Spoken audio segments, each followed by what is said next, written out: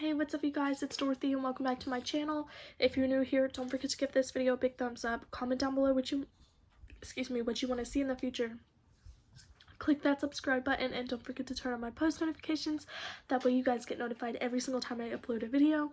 In today's video, we're going to go into chapter 11 of Killjoy by Holly Jackson, so let's get right into this video. This video may contain sensitive topics and foul language. If you do not wish to continue, please click off of the video now. You have been warned. Chapter 11. Pip knew. She knew who the killer was. Every piece slotted into place in her head, all those near-forgotten details right from the start that had come through the blackout into the new light. The clues are in not just what they said, but how they said it. Not the words, but the shape of them, the font. She looked at everyone in the room, playing it out in her head as her eyes filtered from suspect to suspect.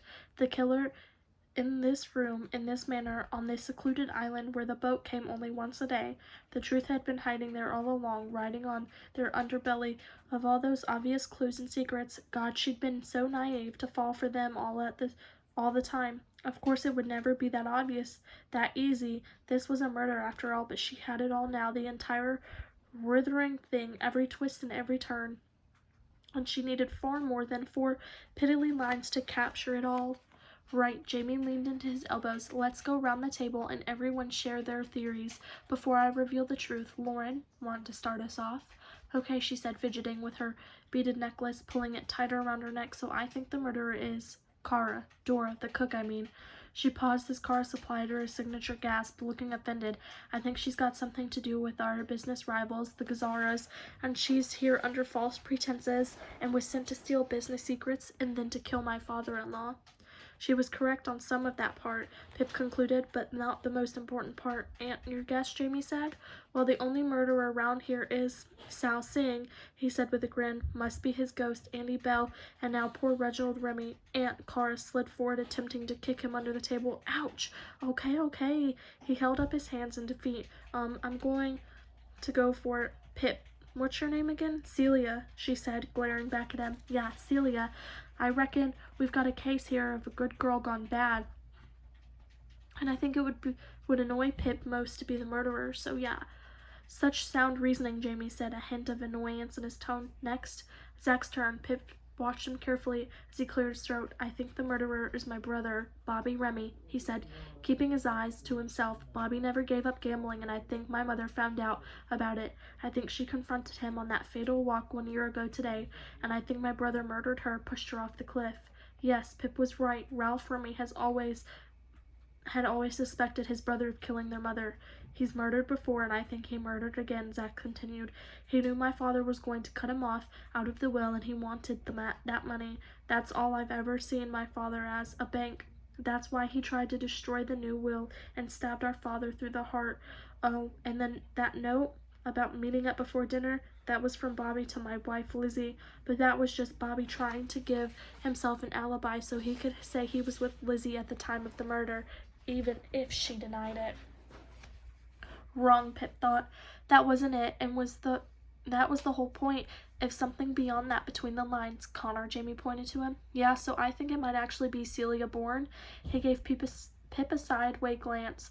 I think she might be a Russian spy or something because she kept reacting to that word. She was trying to hide incriminating evidence. I think she's lying about why she broke into Reginald's safe, and whatever she found in there was something to do with that Harris Pick dude, and then became her mission to terminate Reginald Remy. Pip was impressed with his observation skills. Even if he was dead wrong, she ironed out her face, no expression. It was her turn next. She cricked her neck, getting up for it. Kara, Jamie said, eyes skipping over Pip. Oh, he was letting her go last, maybe because she was the one with that bonus secret clue. He thought she was the most likely to have it, and he was right. Yeah, so despite his actor being the most annoying person in the world, Kara said, her painted wrinkles dancing across her face, I'm going to go for Bobby Remy. Everything points at him. I think he's having an affair with his brother's wife. He's been gambling, and now he's seemingly mixed up with the gangsters. Like Ralph said, he probably killed his mom too. He's after the inheritance money, and that's why he destroyed the new will and killed his dad. Carr had fallen for it all exactly as it had been planned, and now it was Pip's turn. She got to her feet before Jamie had a chance to say her name. Okay, before we get to who is behind the murder, she said, we first need to discount who was not involved. Yes, Dora Key, she gestured to Carr, is a plant by the Gazara family. They threatened the last cook to make her quit, and Dora got herself employed here to keep an eye on the Remy business dealings and report back, but she did not murder my Uncle Reginald. Why would she? There was nothing for her and the Gazaras to gain from that. Lauren looked deflated, so Pip turned to her next. Lizzie, you certainly don't come out of this looking so rosy.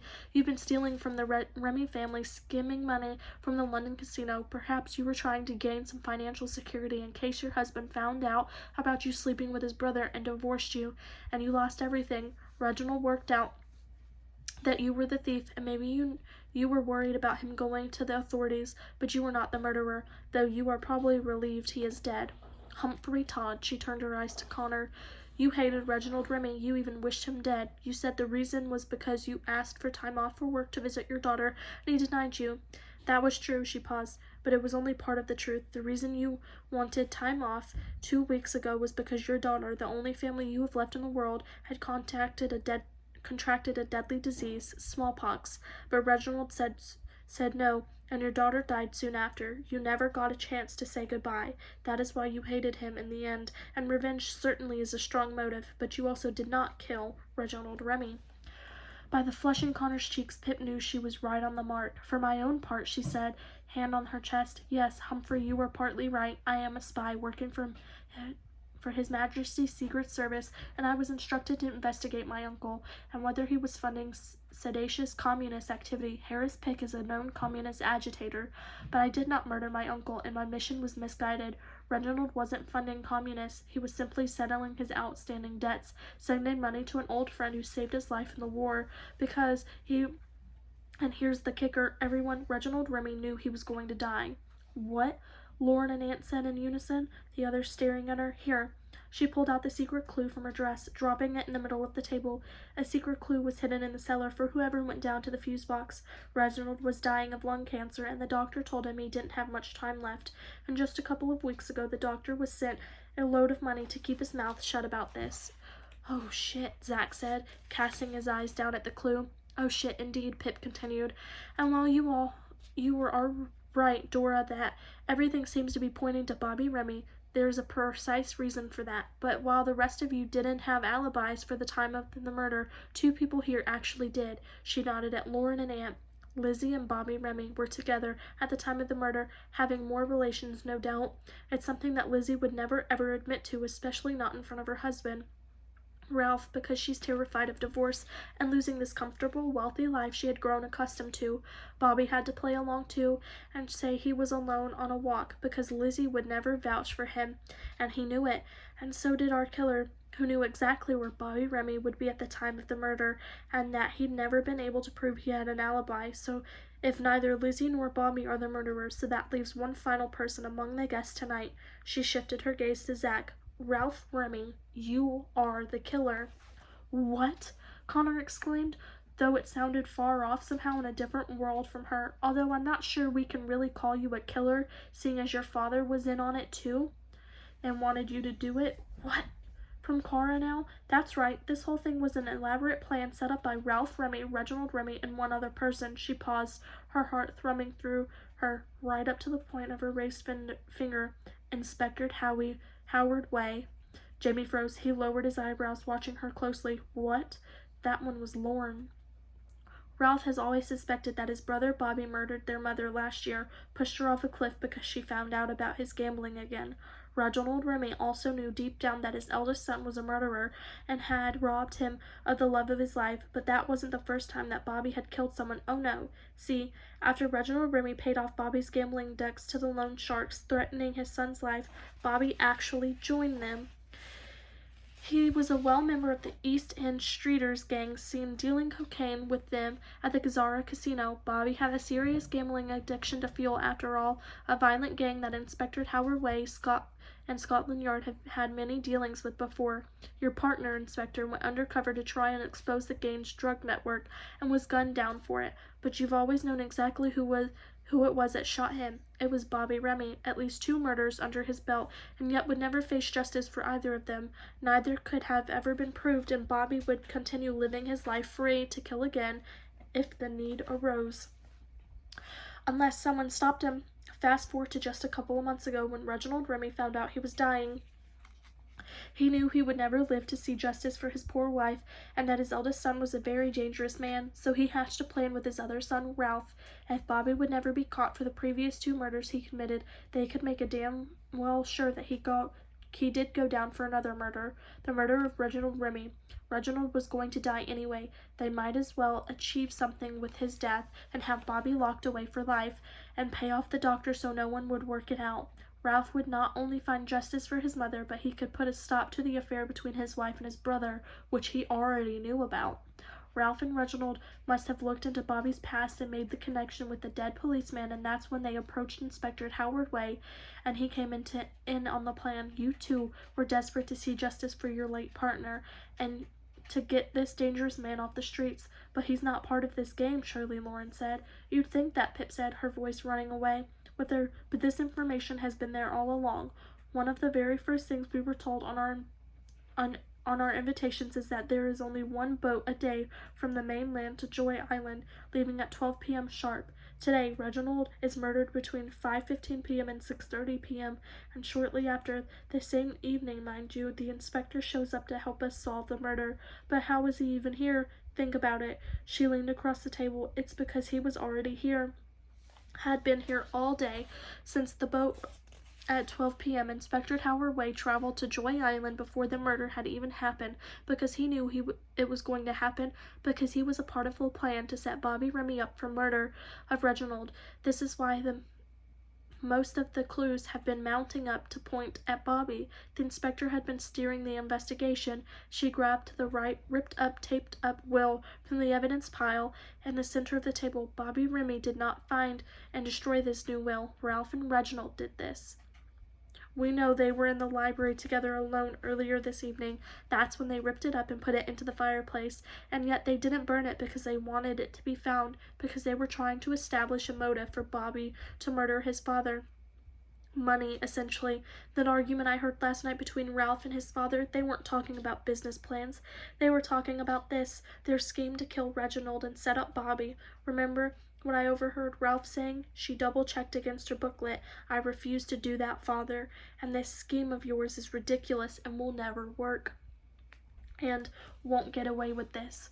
Ralph was clearly getting cold feet about this whole plan, about having to stick a knife through his own father's chest, but Reginald talked him back into it. Excuse me.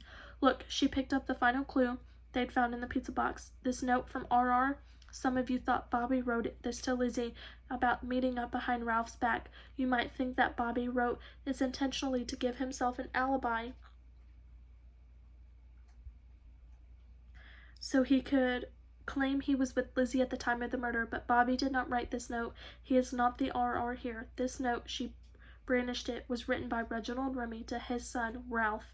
Tonight, she read from the note, you promised me he does not deserve our sympathy. Reginald was making sure that Ralph did not have second thoughts again, and if you don't believe me, she said, just look at the handwriting, the font. We have 100% confirmed that Bobby wrote the other RR note to the cook about the carrot cake. Look at it. That one is printed with a different handwriting font to this one, because they were written by 2 different people, and the handwriting in this note, she waved it again, matches the writing on our original invitation by Reginald and his checkbook. The truth is, Reginald organized the whole weekend to orchestrate his own murder and set up his son Bobby with the help of Ralph, who inflicted the fatal stab wound on instruction, and the inspector, both of whom had their own scores to settle with Bobby. Bobby Remy is a murderer, but he's not our murderer. Our murder was carried out by 3 conspirators, Ralph Remy, Reginald Remy himself, and Inspector Howard Way. Pip dropped the note, watching it glide slowly to the table. As she caught her breath, it landed right in front of Zach, like an arrow. He gulped. Connor was the first to speak. Wow, he said, clapping his hands together, staring up at her, his jaw falling open. Just wow. Shit, your brain is scary good, Kara laughed. The gasp were real this time. Jamie finally moved, glancing down at his master booklet open to the final page. That, he began, an uncertain croak in his voice. That's wrong. The trumpet screamed. What? Pip stared at him. What do you mean that's wrong? That's not the answer, he said, his eyes doubling back across the page. That's not what happened. It's Bobby. Bobby's the murderer. Yeah, baby, Aunt shouted suddenly, making Pip flinch. He stood up, raising his arms above his head in victory. I'm the killer, bitches. No, Pip said, forcing the word out through her tightening throat, but it can't be. That's what it says here, Jamie said, eyebrows drawn across his eyes. It says that Bobby murdered Reginald. Yes, you're right about Bobby murdering his mother last year because she found out about his gambling, and Bobby was concerned his father would cut him off if he knew.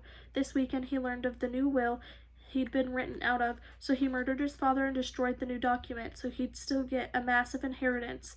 And that RR note from the pizza box, like you said, Bobby wrote it to make it look like he had an alibi, that he was with Lizzie at the time of the murder. It was premeditated. No, Pip said again, irritated now. No, that can't be the solution to this obvious. It's too obvious. It's too easy. It doesn't even make sense. This must be absolutely killing you, Aunt chuckled, to be so epically wrong. Damn, I wish I'd been videoing you. No, I'm not wrong. Pip dug her heels, feeling a flush of anger climbing up her neck, reaching for her face. Explain the handwriting, then. How can both of the RR notes be written by Bobby if they are printed with different handwriting styles? Jamie flipped through his pages back and forth. No, I don't know. It doesn't say anything about that in here. And what about the secret clue, then? That Reginald knew he was dying of cancer? How does that figure into Bobby being the killer? Jamie ran his finger down the page. It says he learned of his father's diagnosis and therefore knew that Reginald would soon be likely to draw up a new will, so he had to act quickly to secure his father's money. Who paid off the doctor, then? And what about you? Pip said, her hands balling up at her sides, fingernails carving angry lines in her palms. How does this game explain the Inspector even being here if he wasn't in the whole murder plan? There's only one vote a day at 12 p.m. You can't be here unless you knew about the murder beforehand.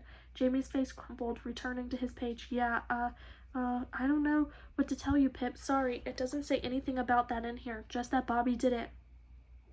That's bullshit, she said. Okay, Kara tugged her back into her seat by the ends of her feather boa. It doesn't matter, though. It's just a game. But it's wrong, Pip said. The fight, all but leaving her, fading alone, along with the half-moon imprints in her hands. Bobby as the killer is too easy. It's too easy. And there are too many holes, she said, more to herself than others. Why had she let herself get so invested? It wasn't even real. Well, that's okay. It's only a bit of fun, Kara said, squeezing her hand. Besides, I guessed it, so I'm a boss.